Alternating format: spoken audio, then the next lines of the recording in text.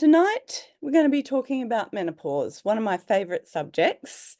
And welcome. It's great to see there's been so much interest. I'm just trying to work out how to just adjust my screen here. Hang on. Okay. So I'm just going to begin. I think there's going to be a lot more people joining, but let's begin. So I'm very much looking forward to presenting this material to you tonight. But before we begin, I'd just like to acknowledge and pay my respects to the Whadjuk Noongar people, the traditional owners of this land. So our topic tonight, of course, is menopause, how to adapt and thrive. I will be recording this seminar, so if I can ask you to mute your microphones, and at the end of the recording, in about 45 to 50 minutes, there should be plenty of time for questions. So the transition to menopause has a unique script for every woman, and for many, it will be the most transformative and ultimately rewarding phase of life. So we're all aware that this transition may not be smooth for every woman, and especially in this day and age. And so this is why we are gathered here tonight. The topics we are covering are, I'm going to give a background on menopause, what's happening hormonally in perimenopause and menopause, how to manage physical symptoms such as hot flushes, vaginal dryness, etc. And we're going to talk about mental symptoms, and you should be able to come away with tools to adapt and thrive in menopause.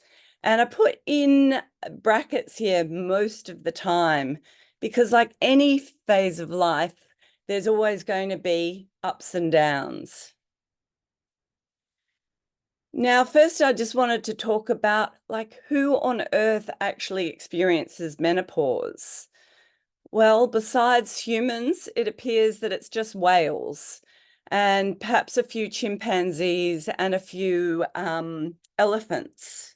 So female whales have the experience of menopause, and those that do, so not all whales, but those that do, like orcas, they actually live significantly longer. So a female orca would be fertile until about the age of 40 and actually then survive well into their 90s. So in contrast to this, the male whales, they only live to be about 60 years old. So that brings the question, what this amazing evolutionary adaptation is and how it benefits women to live a longer life. So it must be something in the adaptation or the hormonal changes that women experience going through menopause and during menopause that actually enables them to have these longer lives. So we can really look at it in a positive. And as far as the grandmother hypothesis goes, the whales are really helpful, the grandmother whales, in finding safe harbors and knowing where to fish and really supporting the rest of the pod and without being reproductively competitive. So menopause is a wonderful evolutionary adaptation.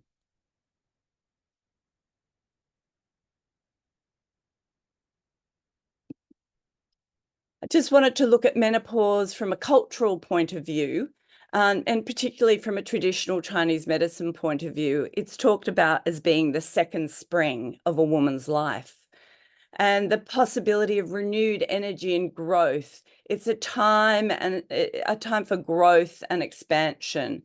And it's a shift from being fertile and reproductive to conserving and nourishing the self. So we're no longer losing blood and reproductive energy in ovulation, and we're preparing for this role of wise woman.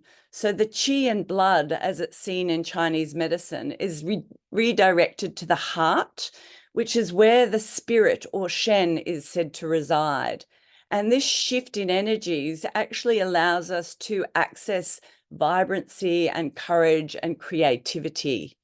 And in many traditional cultures, there's a sense of looking forward to old age, and it's generally celebrated and elders are revered. But unfortunately, this is in contrast to what we may experience in many Western cultures, where, as you can see, I have two columns here, and what's common in traditional cultures is that aging is perceived as normal, that women tended to have a confidence in their body and their self. They were highly likely to have seen positive older role models and feel comfortable in their body and uninhibited. And age was revered or is revered in many traditional cultures. And there's often a using of intuition, and that the perception of aging is a norm of menopause. It's a normal part of aging and it's manageable. And in traditional practices, there would have been a lot of great phytoestrogen or plant estrogen foods that were eaten to support the woman's physiology, and a lot of daily movement. And so really, this transition period now is a period of great vulnerability for women, where they don't seem to have the support of the luxury of a village that's really accepting of them. And a lot of menopausal women, I think, in this day and age, often consider themselves as being invisible. And this is a cultural change that we need to a culture that we need to shift. So let's continue and look at the definition of menopause. So menopause is the normal life phase 1 year after the final menstrual period. The average age being about 50 to 51 in Australia, and in many other cultures it's pretty similar. And about 50% of women or more will experience hot flushes. And, there's a variety of symptoms that I'm sure you're all aware of. Some of these symptoms can last up to 7 years, this transitional period, and that's sort of on average. And about 40 to 50% of women will use complementary medicines to assist this journey. And we must remember it is a long-term plan. And although some women will sail through menopause, and I've occasionally heard that I've been in practice now for about 30 years, and occasionally I will get a menopausal woman that just sails through menopause, and it's beautiful to hear. But often it is a time for processing, and there is often a lot to process. All that sometimes feminine rage that's built up over our lifespan, the shift in hormones is a time when that actually isn't as well buffered, and it offers up an opportunity for us to process a lot of things. I just wanted to clear up, this idea that, estrogen drops straight away. And as you can see from my cursor, in perimenopause, which is the phase of transition before menopause, so this is actually a time when estrogen in the red is often rising or swinging, and is often very high and has troughs and peaks. And below you'll see this green line, which is the progesterone, and you'll see that this often declines at a faster rate.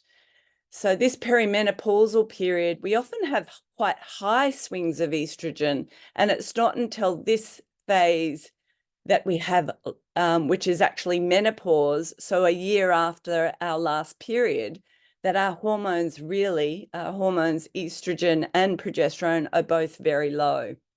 And this over here just illustrates the same point, the green box being the higher level of estrogen in perimenopause, in the follicular phase and in the luteal phase. So perimenopause is really the ovary's grand finale. We've got higher levels and swinging estrogen, and we have a tendency to have lower progesterone. Our cycles will often start to shorten, and eventually we'll get more time between cycles. The hot flushes are associated with the swinging estrogen, not just the low estrogen. And estrogen causes amplified cortisol and stress response, and a stress response from the adrenal glands and in the brain. And we know that actually high estrogen can cause quite a bit of anxiety. And there have been studies where they've actually given estrogen to males who've had to do public speaking talks. And they gave placebo and estrogen, and the men that were given the estrogen had a lot more anxiety. So those swings of estrogen can create emotions, and the troughs in estrogen can as well. So eventually those hormonal levels become lower. So both estrogen and progesterone drop, and estrogen obviously takes a bit longer. And because it's a growth promoting hormone, it often thickens the lining. And because progesterone typically drops first, sometimes we can see that heavy menstrual flow, that flooding that sometimes occurs around this phase of a woman's life. And we will talk about some things that we can do for that. I just also wanted to mention DHEA. So it's the adrenal glands that have to take over the role of the ovaries. And DHEA is a hormone secreted by the adrenal glands that gets converted into estrogen. And often that is low if women come to menopause really stressed and depleted. And DHEA is associated with low libidos, or low levels are strongly associated with low libido and also hot flushes. So do the ovaries still produce hormones at menopause? Well, they do produce a little bit of testosterone, which ultimately gets converted in the peripheral tissue to estrogen. But the chief source of estrogen, as I said, is made from the adrenal glands, which just sit on top of the kidneys. There are little glands that are also involved in cortisol, one of our stress hormones, and DHEA, which is the precursor to testosterone and estrogen. And there's also a bit of estrogen converted into fat stores. And we don't produce a lot of progesterone. In fact, hardly any at all, because we're not ovulating. And progesterone is a hormone to prepare for gestation. It's no longer needed in the menopausal woman. So menopause essentially looks a bit like pre-puberty. So we've got the same levels of low hormones. So by the time we get to menopause, that estrogen has dropped and we don't have any more progesterone. And this goes on for the rest of our lives. And as I said, there has to be some adaptation, because we certainly do live longer than men, and as do the whales who experience menopause. So it's the same hormonal cocktail as when we were really quite young before puberty, but really it's a bit different. We're older and wiser. So what are the options for women? Well, we've got a few options. We have natural options, and we have MHT, which used to be called HRT, hormone replacement therapy, but now it's menopausal hormone therapy. And apart from menopausal hormone therapy, there's not a lot of other great options medically, apart from sometimes SSRIs are used and they seem to show some benefit. But as we know, with a lot of pharmaceutical options, there are often a lot of side effects. Now, you can get nature identical hormones now. And so these seem to be a little bit less problematic. And we are also using lower levels, and we can adapt dosage. But still, as I said, there's a reason we've adapted to having this shift in hormones. And perhaps there's something that we don't know. And there's also a lot of natural solutions. And I'm a 58-year-old woman who's now been through that menopausal transition. I am menopausal, and I do feel that I have adapted and I am thriving, and I haven't used any hormones. And I think hormones are there for women who are really struggling in the extreme, or for whom their lifestyle just just doesn't allow that commitment to themselves, which is really needed to adapt and thrive in menopause. So for most symptoms of menopause, there are natural alternatives. So I'm going to just shout that over the rooftop. So for pretty much any symptom you can think of, there's some natural approach. Before we begin with, some of the sorts of things that we would apply in menopause directly sort of relating to hormones and the symptoms of menopause, it's important to do some just foundation testing. So things like your basic vitamin D, because you're going into a phase of bone vulnerability when your estrogen levels drop. You want to check your iron stores, because going through perimenopause, as I said, sometimes women get flooding or consecutive periods that are almost on top of each other. And that can be so depleting of iron stores. Not that long ago, I had a woman whose hemoglobin was down in the 70s because she was losing so much blood from her frequent periods. So we really need to keep on top of that, especially if you have a heavy flow. And that's soaking a pad or tampon, and having to change it more than every two hours. And homocysteine, this is an inflammatory marker that gives information that's important about a woman's health. And vitamin B12 for your energy levels. Thyroid panel, actually thyroid hormonal problems can sometimes be mistaken for menopausal symptoms. So we want to make sure we're on top of that and not adding to the effect. Fasting insulin.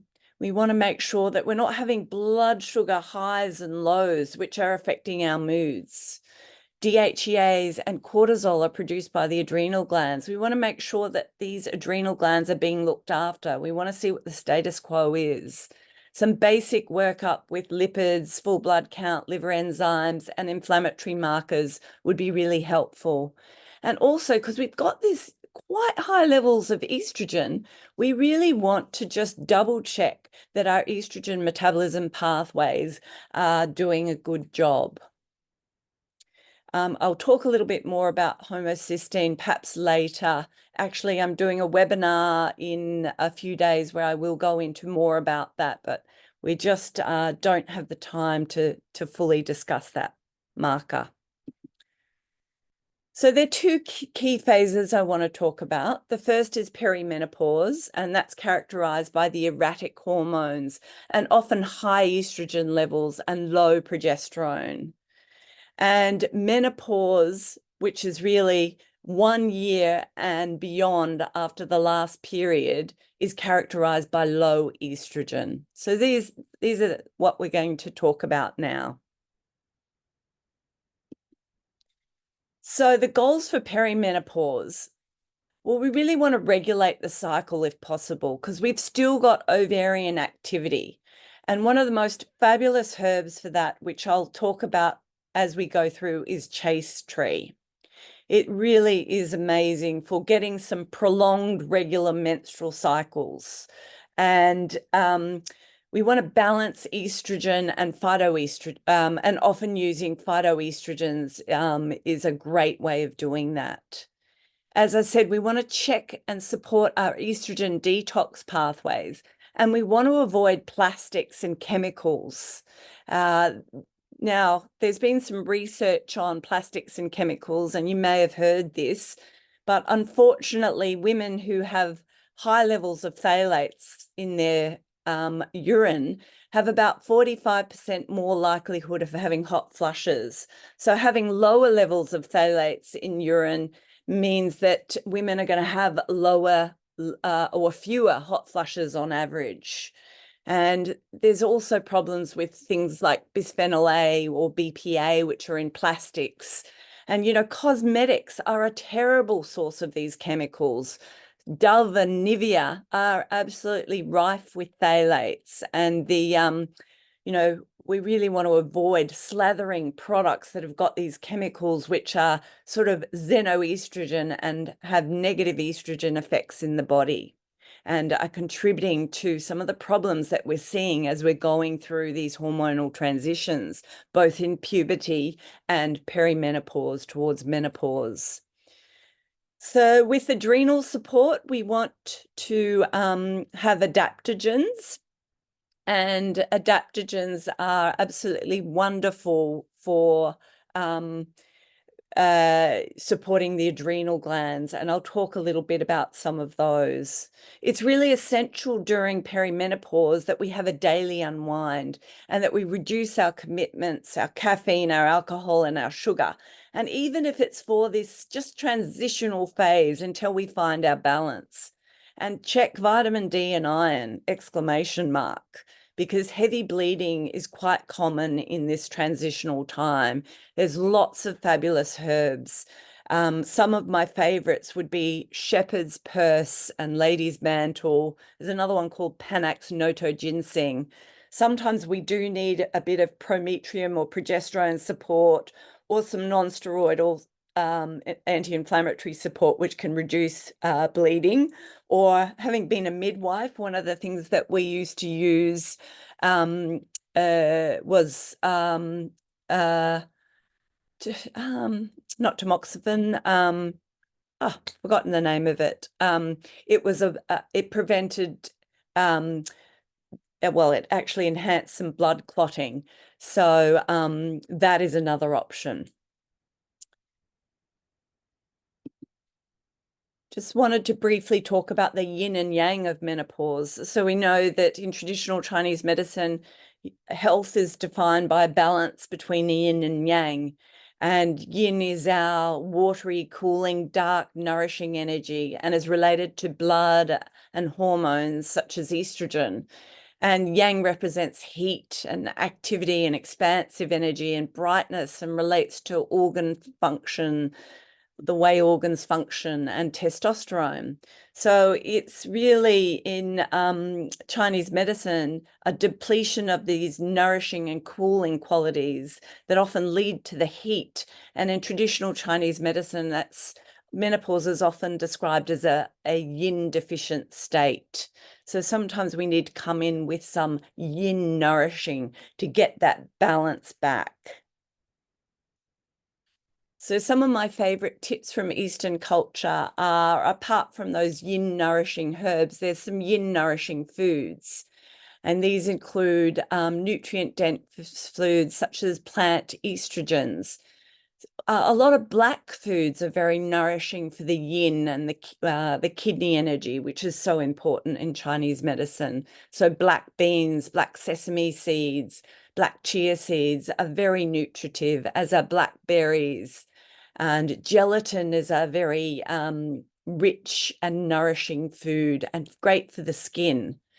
And sometimes we need to bring in the cooling mint tea and chrysanthemum tea and sage tea for the sweats. And pumpkin and sweet potato are very nourishing to the spleen, the digestive system.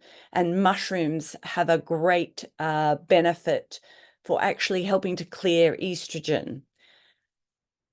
Herbs that support hormone balance, particularly in the perimenopause, there's a herbal formula called Free and Easy Wanderer, otherwise known as Jia Wei Zhao Yao San. And I just love this formula. I couldn't practice without it.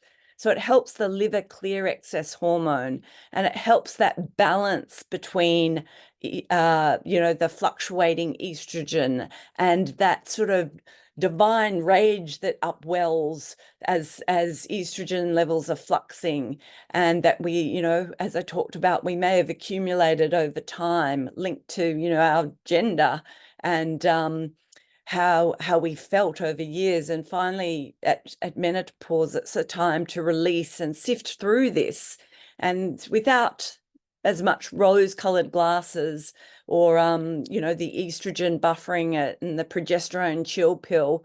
We've kind of got to deal with things. And this beautiful herb, Free and Easy Wanderer, well, it's a herbal formula, as the name suggests, is just so helpful for this time. And there's many other amazing herbs.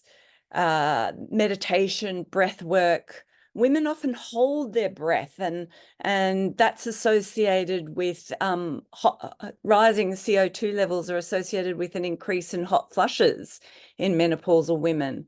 So extending the out breath or box breathing or intentional sighing can really help to calm any heat that gathers in the body, or, grounding yourself in your feet.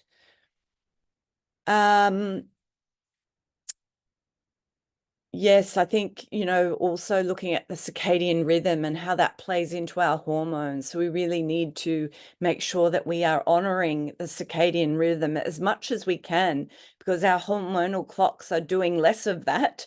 And we need to go by sunlight or daylight and dark and regular eating rhythms and more regular exercise rhythms to create a nice internal rhythm, because we lose to some degree that hormonal rhythm that we had with our menstrual cycles. One of my favorite supports for declining estrogen, or even to balance those high estrogen levels in the perimenopausal phase, is soy. And it can be really helpful as a plant estrogen. So we know that Asian women tend to experience fewer menopausal symptoms, except when they adapt sort of more Western diets. We know that the plant chemicals in soy called isoflavones have a similar chemical structure to estrogen, and they have a binding affinity to estrogen receptors. So they can actually bind, and if there's too much estrogen, they can inhibit the extra binding of the excessive estrogen, or when there's not enough estrogen, they can provide a little bit of estrogen support.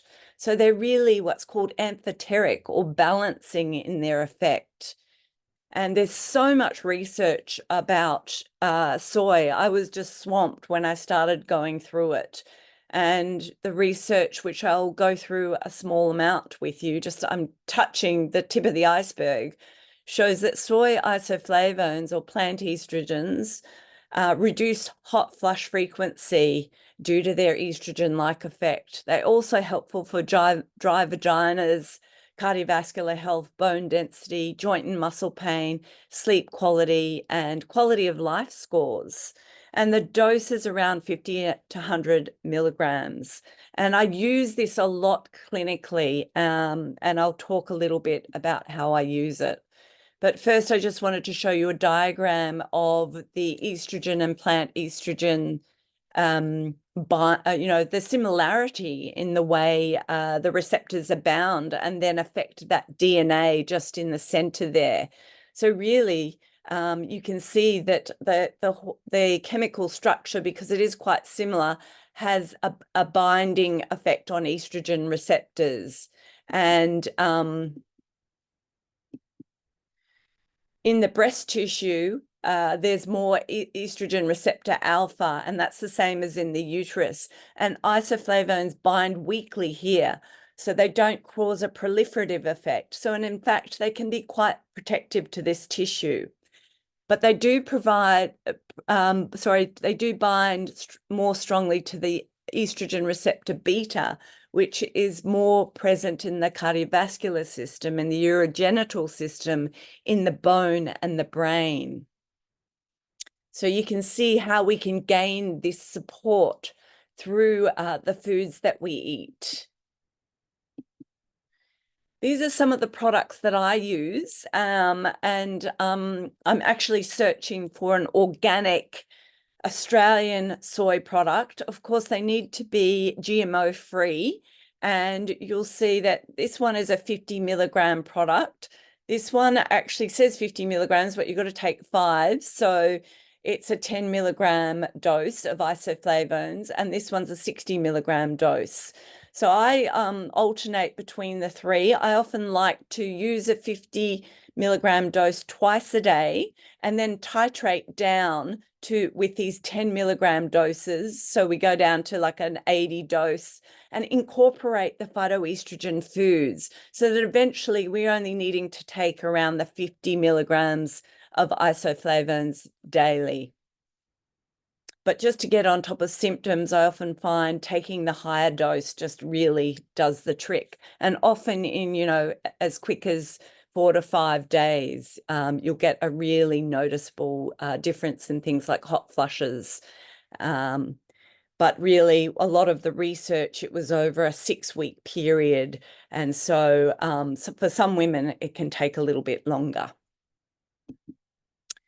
You'll see that isoflavones have been researched to death. There's been many systematic reviews, and that's like just literature researchers going through all the research that's been done. And these summaries are just so helpful as evidence to show that the isoflavones are really helpful and also very safe.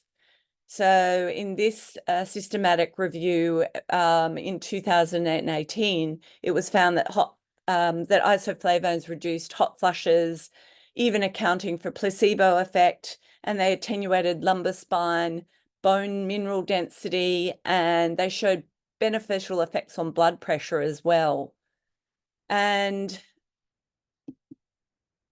as well as this, you'll be pleased to hear that there has been a bit of research on plant-based estrogens and weight loss. And it was found that having phytoestrogens in the diet actually reduced people's weight by about 0.5 of a kilo.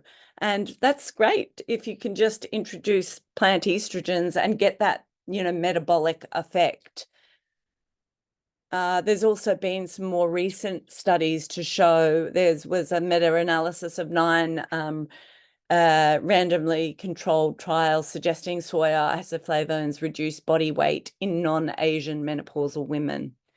So there's plenty of research to support the use of soy as a really useful tool in perimenopause and menopause for so many reasons. But who doesn't want to kind of keep that weight balance?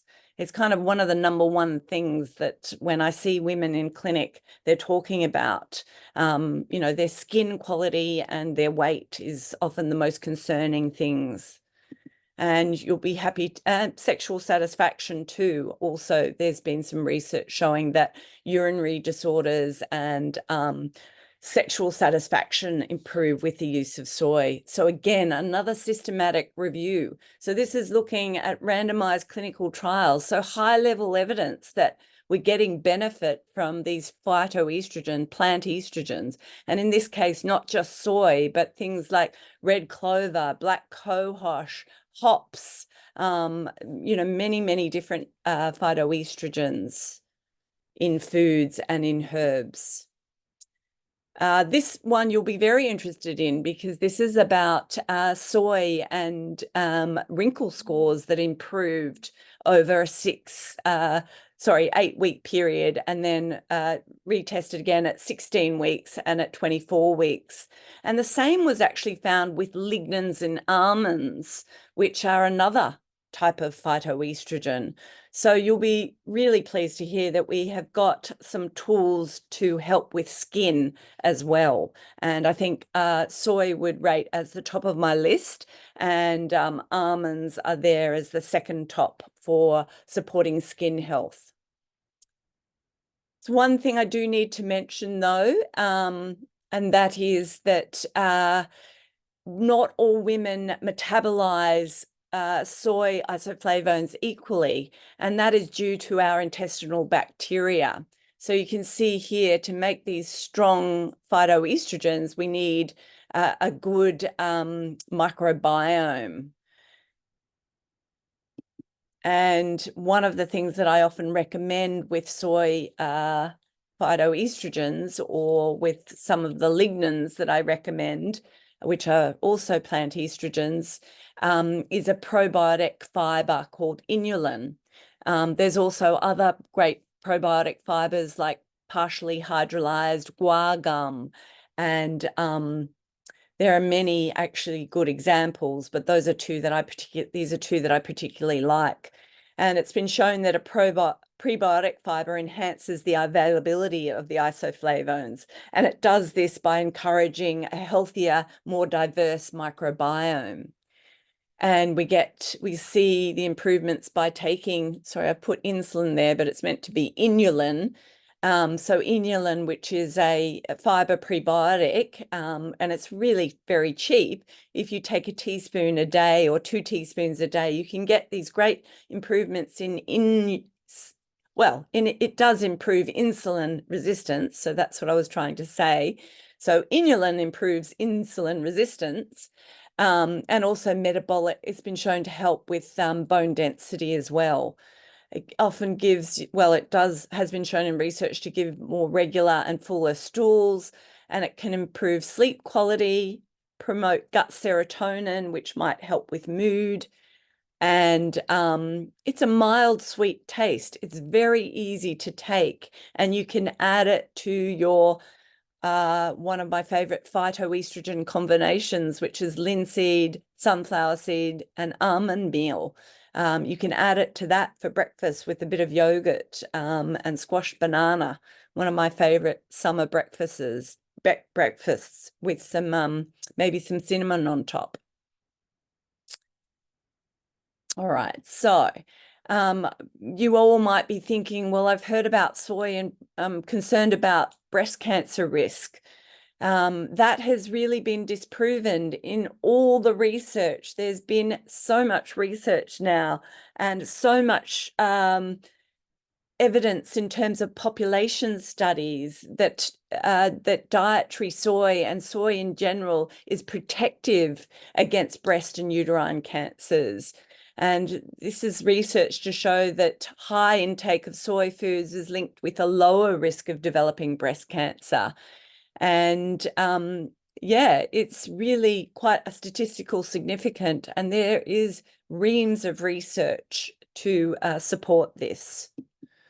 Of course, you always do want to check in if you do have breast cancer or uterine cancer or ovarian cancer. You would want to check with your oncologist if it was safe to use isoflavones.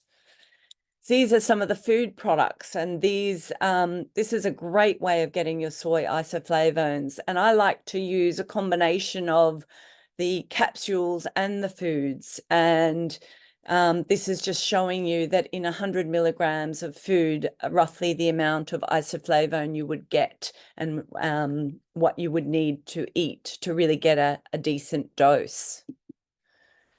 This is a picture here of one of my soy matcha lattes that I had a few weeks ago.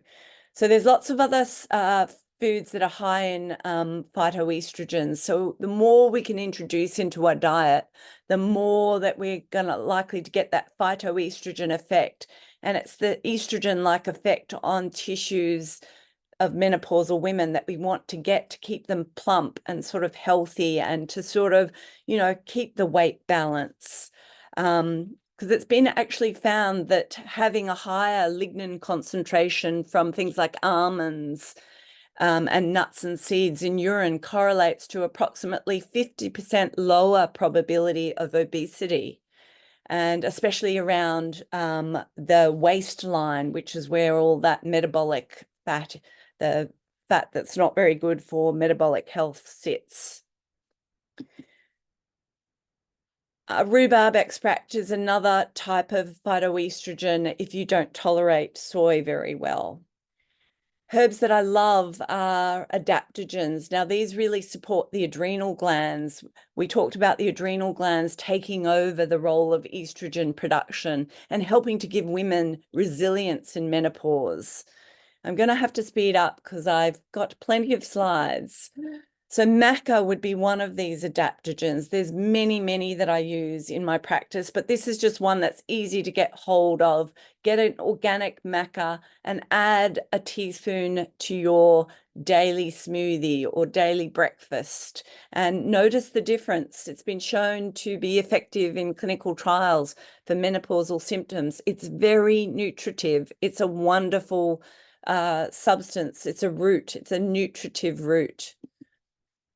Chaste tree, as I mentioned before, in the perimenopausal period is just brilliant if it's prescribed to the right person, and it can often extend that that sort of more stable period of perimenopause.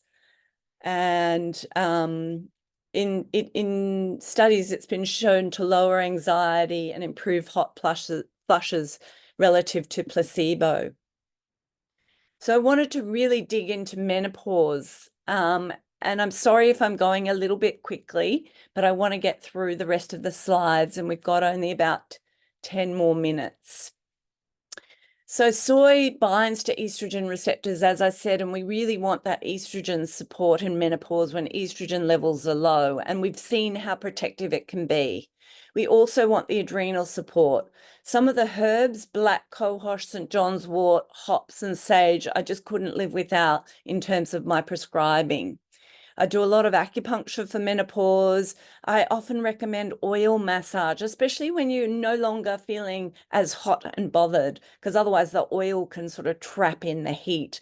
But if you can tolerate the oil, it can really plump out and nourish the tissues from the outside. So a good black sesame seed oil, like in Ayurveda, can be fantastic. And gua sha for the skin. Maca, as I said, linseed and soy and pessaries can be really helpful during the menopausal phase. And that's often really helpful, that category of things for vaginal dryness. And of course, including yoga, meditation, and exercise. So sleep is something that contributes, poor sleep, to a lot of mood symptoms in menopause. And really, there's a bit of a myth around menopause and low mood. I think in the perimenopause period, women do struggle sometimes. But I think once you reach that steady state of menopause, often women feel more stable, and often it's actually one of the better and happier periods of a woman's life. And there's such joy to be had, and if you're a grandparent, and even another level of joy. And the research doesn't really support that that there's a higher amount of depression in menopausal women. It really is that there is a category across both sexes and all genders and everyone, that in midlife that often mood goes down, but then it comes back up again, and that's across the board. So it's perhaps due to life, not just menopause, which is blamed on everything. But in terms of sleep, it is related to low estrogen. So we can think of soy, and we can think of, things like beautiful hops, which I have here in the corner, which is a phytoestrogen, but also beneficial for sleep. There's some great herbs. I'm carrying on now, looking at some of the herbs that can be used for depression and to help through that transition time, because again, it's not smooth for everyone. And St. John's wort and black cohosh are two of my favorites. And black cohosh also really helps with hot flushes. And again, we sometimes have to try many things, and sometimes, for 6 months. So don't give up on something if after a couple of weeks it hasn't worked. It's sort of like putting money in the bank. It's a slow process sometimes to get that balance.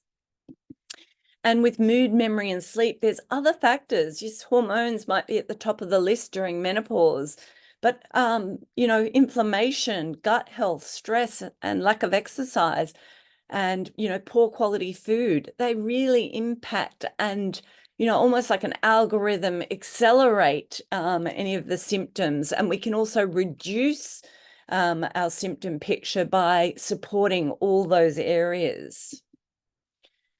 Another great thing to incorporate is mindfulness. So your 20 minutes of meditation every day, start with 5 minutes. This is, for me, a lifesaver. Exercise, tons of exercise data for helping menopause symptoms and bone health and mental health. And if I had a pill for anything, it would probably be exercise, but not over-exercise. Because, I think women often go over the top with exercise. So there's sort of two different camps. And I really think we need to honor the fact that sometimes we need to come to energy through rest, whereas actually men often come to energy through work, but we are more yin. We do need to rest and recharge. But on the other hand, we need to exercise, but just not too much. So about 30 minutes, five days a week, or 15 minutes of intense exercise daily has really been shown to improve mood. And there's just so much there, and I've only just touched the iceberg with that. One of my favorite medicines, as before, I mentioned Free and Easy Wanderer, or Jiao Wei Zhao Yao San, for that, becoming like a bit of a volcano when the hormones are actually a bit out of balance and you're transitioning. And for libido, a couple of favorites, Korean ginseng and tribulus, must be absolutely primo quality though. Very, very important to get really trusted, organic or very high quality tribulus and ginseng. Otherwise, you just won't get the results. Bone health. There's so much we can do for bones, and this diagram just illustrates all the options to strengthen and enhance bone health when we're going through that vulnerable phase of perimenopause and menopause in terms of bone health. And there are probiotics, believe it or not, that have been shown to improve bone mineral density, because unfortunately a lot of the pharmaceuticals that we have in this arena have a lot of unwanted side effects. And, bone is a living tissue. There's so much we can do to support it. And resveratrol is another favorite. But there are many, many things. In terms of diet, in the Journal of Menopause, they published that a 12-week plant-based diet rich in soy isoflavones reduced moderate to severe hot flushes by 84%. And in their guidelines, they incorporated half a cup of soybeans, which was added to soups or salads, etc., daily. And that's one of the things that really helped to achieve those results. Of course, a Mediterranean diet has been linked with better menopause outcomes, and, Asian diets, and in particular, Japanese diets, traditional diets. Don't underestimate a great morning routine. So I'm sure you all have your morning routines. And acupuncture in menopause can be really, really helpful. So for most symptoms, just in summary, associated with menopause, there is natural support. And these are just a few of my favorite picks. There's many, many more things to talk about and many, many more nuances. But I think it's really important that we reframe the culture of menopause. Menopause is part of natural aging. It's an adaptation. It provides women with powerful psychological rewards, including a longer lifespan, transformation, and empowerment. And all women should be aware of this.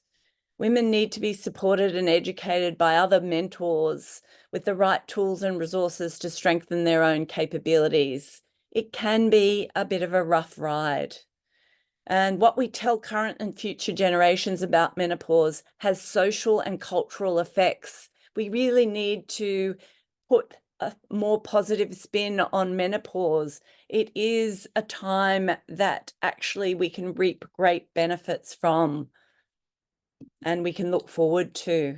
And what surprised me most about being a menopausal woman was how good you can feel when you adopt the new hormonal levels, when you adapt to the new hormonal levels, and without menstrual blood loss, the energy that's gained for some women is a really big boost into springing into the next, really third of their lives.